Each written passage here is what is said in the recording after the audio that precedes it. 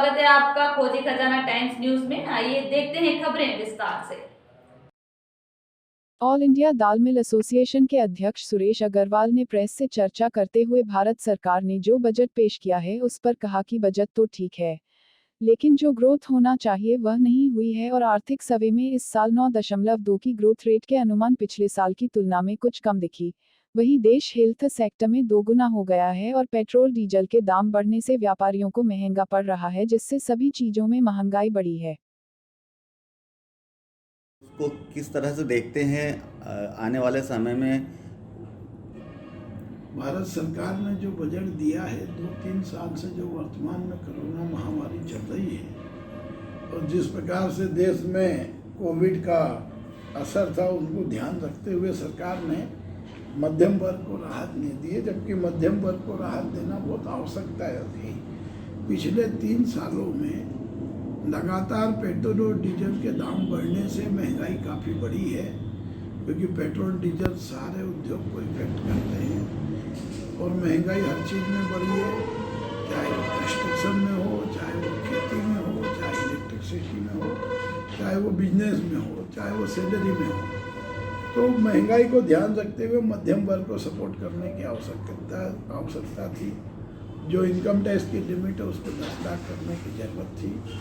उस पर माननीय मंत्री जी ने कोई निर्णय नहीं किया है और सरकार को इसलिए भी राहत देना थी कि पिछले 4-5 सालों से जितना डीजल और पेट्रोल में राजस्व और अपने जीएसटी में राजस्व प्राप्त हुआ है वो बड़ी मात्रा में हुआ है ना। सरकार को एक तरह से देखा जाए तो 2,90,000 करोड़ रुपए का राजस्व अतिरिक्त पेट्रोल और डीजल और जीएसटी और अन्य हेड से मिला, चाहे वो कस्टम ड्यूटी हो, चाहे वो आयकर हो।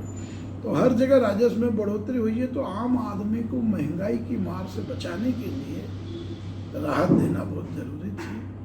महंगाई का बड़ा इस समय जोर है और जो 2-3 साल में कोविड के व्यापार भी प्रभावित हुआ है, उससे भी आम जन को तकलीफ है। ये सरकार का अच्छा निर्णय, उन्होंने 80 लाख मकान बनाने का निर्णय लिया है। तो वो भी सरकार को 135 करोड़ की आबादी में प्रतिवर्ष 2 करोड़ मकान देश में बनना चाहिए। अगर हम 2 करोड़ मकान बनाएंगे तो जब जाके आगे 10 साल में जाके लोगों को मकानों का व्यवस्थित रहने की जगह उपलब्ध होगी।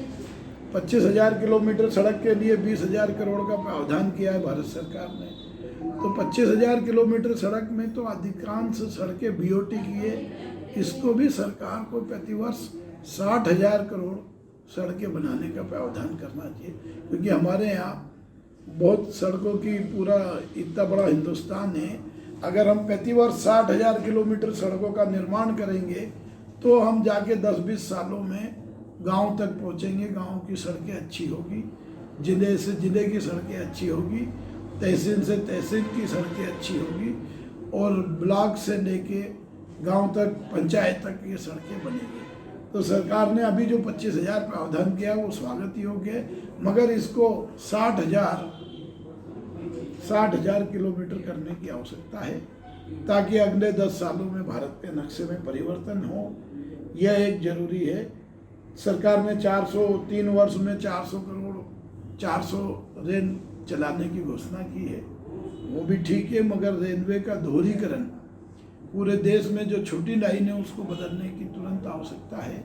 आज भी कई क्षेत्रों में छोटी लाइन है, उस पर भी बजट पर बढ़ा के ध्यान देने की आवश्यकता है।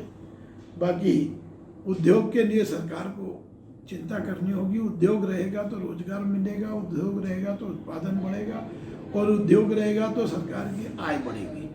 तो उद्योगों पे और जोर देने की आवश्यकता है। अभी उद्योगों के लिए किस तरह का बजट?